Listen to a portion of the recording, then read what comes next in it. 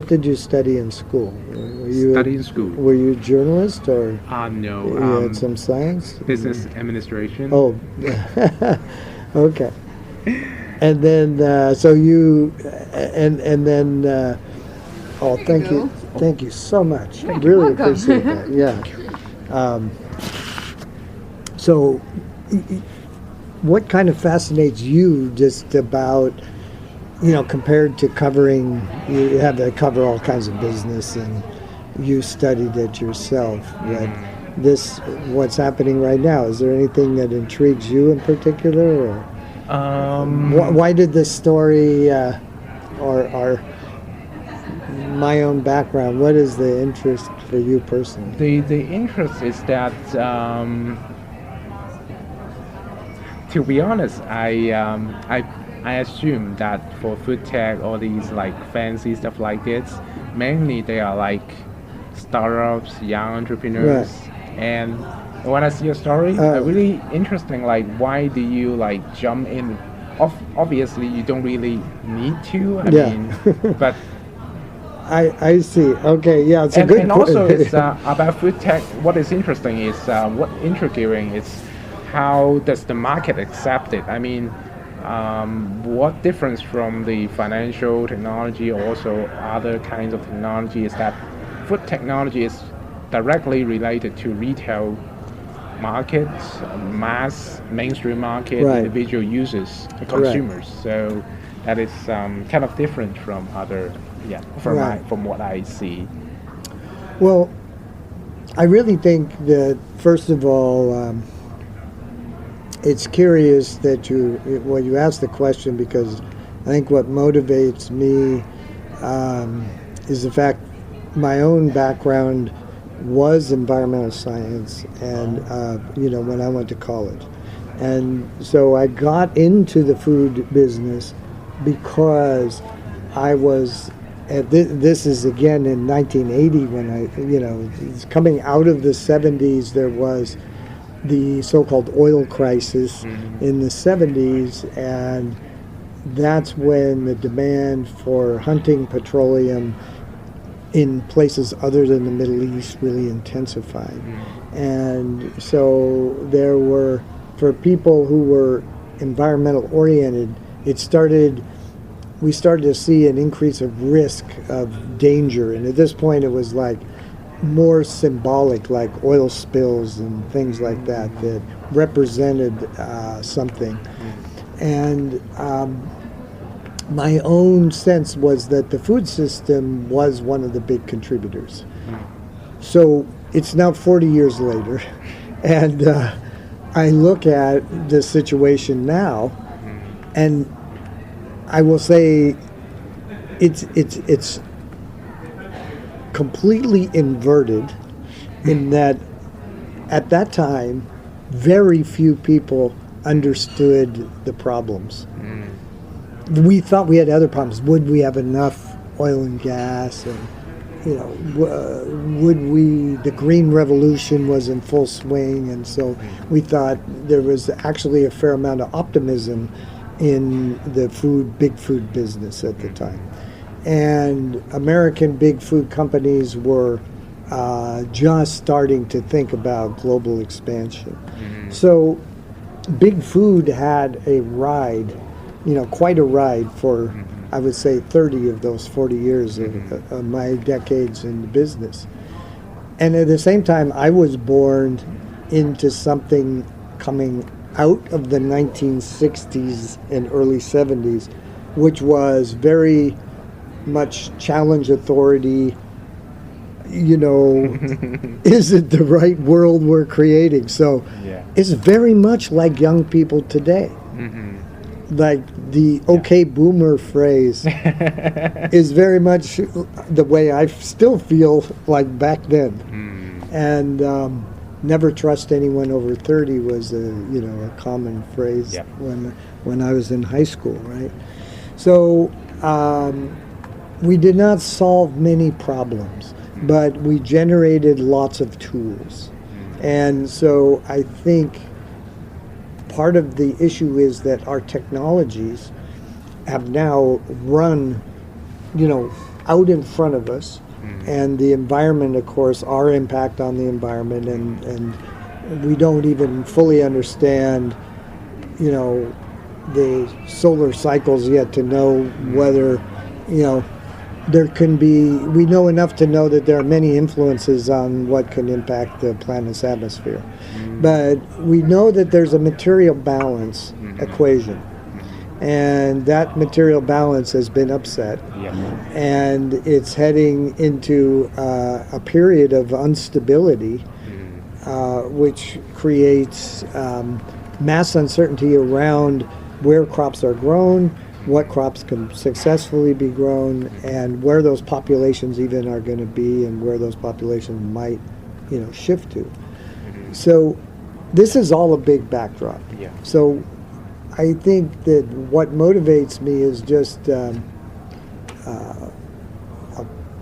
guess, a personal philosophy that, there's a lot of unnecessary suffering, I would say, as a result of older systems being misapplied to a current situation that is no longer the situation that gave birth to those old mindsets. And so you can't even begin the discussion without talking about these various mindsets, whether it is the older traditional corporate mindset, or it's the extreme technology mindset, which is science can solve anything and is maybe smarter than nature, right? So where Califia comes in as a consumer company, as you mentioned, we're really at the kind of intersection where popular attitudes come together with trends, and forces of change. So, I brought, just, I don't know when the last time you were from California, but, we say our core customer is anything from Gen Zennial to, I just call them next gen, the next generation of customer, which is yourself. And well, really it's anyone under 40 probably is really thinking very differently about the future than I think most of the people past 40.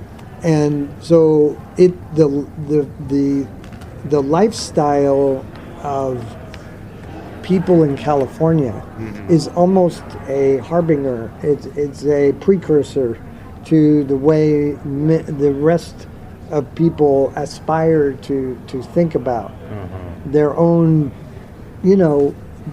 People don't want to just hear about the catastrophe of the planet. They also want to think about their own enjoyment, their own wellness, their own well-being, feeling good, looking good, living longer. So it turns out that plants are, such a deep well.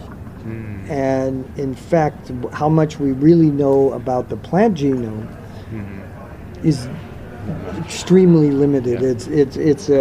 There are many orders of magnitude that we haven't explored yet.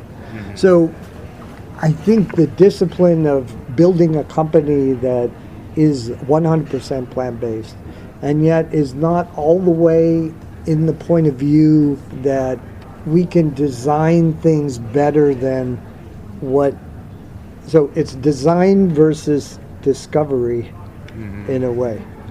So being slightly older maybe puts a humility into the equation around one, the plants are such a rich source of not just the basic proteins that the first race of these technologists say, substitute these plant proteins or imitate the meat or, cell-based meat and dairy, but rather just looking at how can we better understand what's already in these plants and understand different ways of working with it to build the kind of complex combinations of macronutrient profile and micronutrient density that's really gives the optimum health.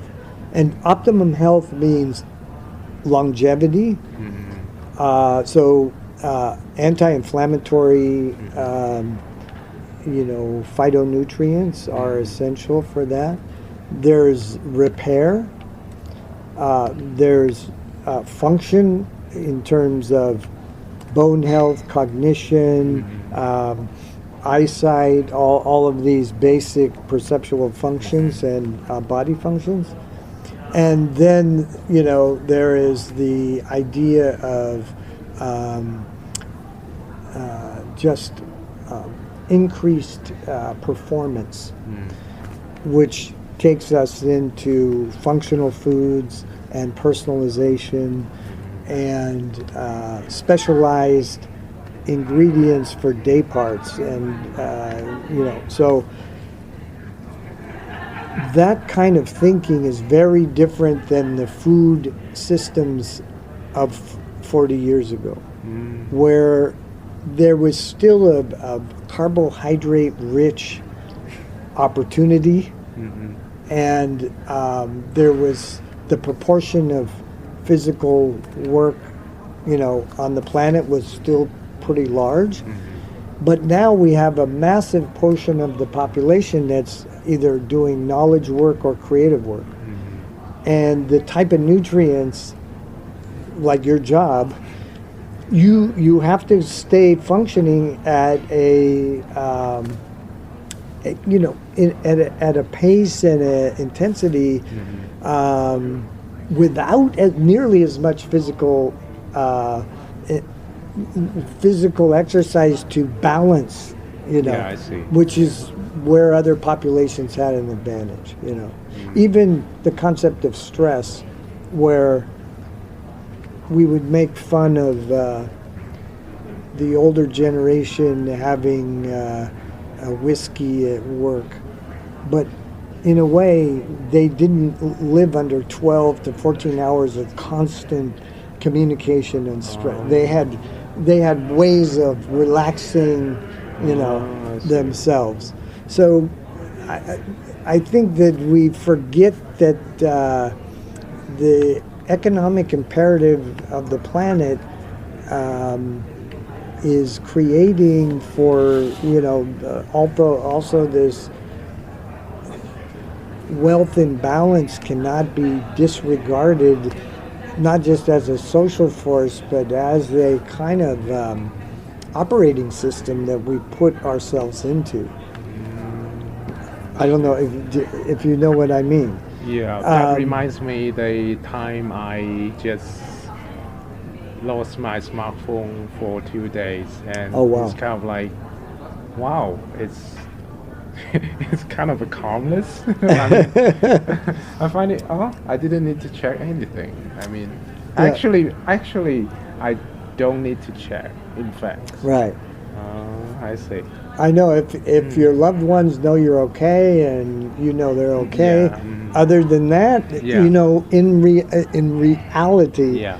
and it's so hard for us to do that. But anyway, I think the junction of a social and a technical system coming together is also apt metaphor for this world of plants versus the world of silicon and data, right? And I was examining and listening to the people at Perfect Day who are developing, this what they call